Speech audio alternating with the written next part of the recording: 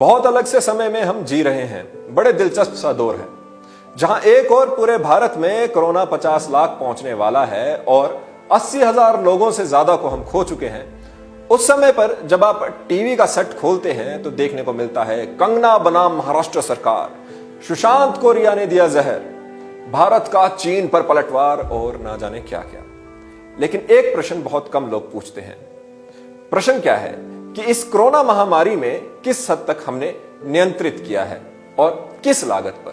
पूरे भारत की बात हम यहां पर नहीं करेंगे, बात केवल हिमाचल प्रदेश तक सीमित रखेंगे। तो मार्च में कोरोना महामारी ने हिमाचल में अपने पैर पसारने शुरू किए। जिस तरह की हमारी शुरुआत थी, कभी लगा ही नहीं होगा कि हम 10,000 कंफर्म्ड केसेस के इतने नजदीक पहुंच जाएंगे। आइए एक एक करके हर महीने पर नजर डालें और उस महीने के ग्राफ को देखें। मार्च की बात करें तो हमारे बीच 4 मामले पूरे हिमाचल से थे, जिसमें मार्च समाप्त होने तक 2 एक्टिव केसेस रहे और 1 मृत्यु भी हो गई। अप्रैल में इसमें उछाल आया, ऑब्वियसली आना भी था। कंफर्म्ड केसेस का आंकड़ा 10 गुना बढ़ गया और 40 हो गया। एक्टिव केसेस की संख्या 28 पहुंच गई। मृत्यु में कोई इजाफा नहीं होगा। अगली बात करें हम मई की, तो मई महीने में हमारे पास टोटल केसेस 331 पहुंच गए, यानी 8 गुना की बढ़ोतरी उसमें हुई। और एक्टिव केसेस की बात करें तो तकरीबन 30 गुना की बढ़ोतरी उसमें हमें देखने को मिली। जून में यह आंकड़ा और भी बढ़ा और 953 हो गया, यानी तकरीबन 3 गुना की वृद्धि। एक्टिव केसेस भी बढ़कर 357 पहुंच गए। खुशी की बात उस महीने में यह रही कि ठीक होने वाले लोगों की दर बढ़कर मई के मुकाबले 5 गुना हो गई। मरने वालों की संख्या 8 तब तक पहुंच चुकी थी। आती है जुलाई की बारी, जहां पर 1701 नए मामले सामने आए। 884 लोगों को ठीक भी किया गया। मृत व्यक्तियों की संख्या दहाई के आंकड़े में इस महीने पहुंच गई।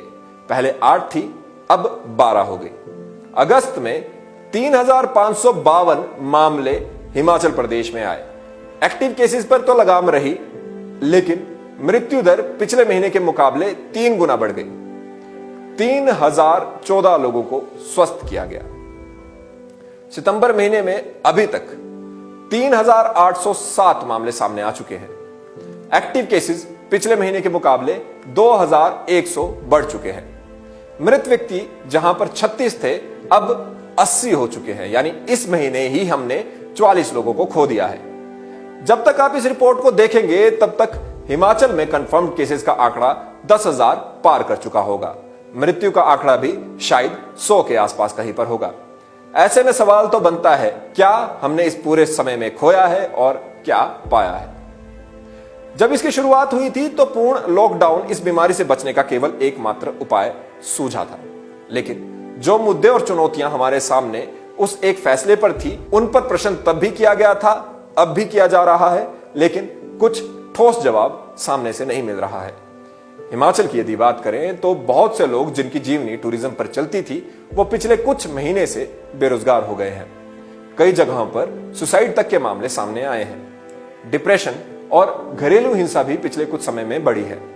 हिमाचल सरकार का बड़ा हिस्सा टैक्सेशन से आता है, लेकिन जब धंधा ही नहीं हुआ तो टैक्स कलेक्शन कैसी। बहुत से लोग जो रूम रेंट पर देते थे या पीजी चलाया करते थे, उनके पास रूम तो है, लेकिन रूम रेंट पर लेने के लिए किराएदार नहीं है।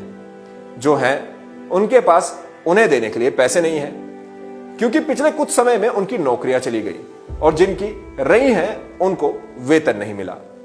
सोने पर सुहागा तब हुआ जब पब्लिक ट्रांसपोर्ट पर रहने वाले लोगों को सरकारी बसों का किराया बढ़ने की सौगात दी गई। कितने जॉब लॉसेस हिमाचल में हुए, इसका कोई हिसाब नहीं है, इसका कोई आंकड़ा नहीं है।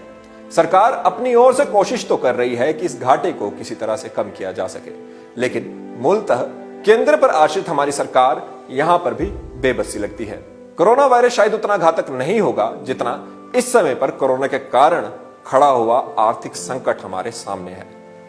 ऐसे में जब आप टीवी के सेट खोलकर बाकी सभी बातों पर अपनी राय रखते हैं, तो इस राय से शायद किसी को फर्क पड़े ना पड़े, लेकिन आपके सही प्रश्न पूछने से जरूर पड़ेगा।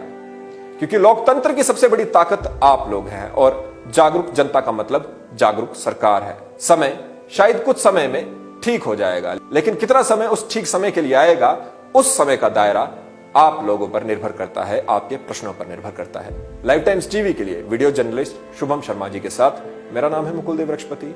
जय हिंद, जय भारत, जय हिमाचल। हिमाचल प्रदेश की हर बड़ी खबर और लाइव कवरेज जानने के लिए हमें फेसबुक पर लाइक और फॉलो करें। यूट्यूब पर हमें सब्सक्राइब करना मत भूलिएगा और 24 घंटे समाचार के लिए विजिट करें www.livetimes.tv।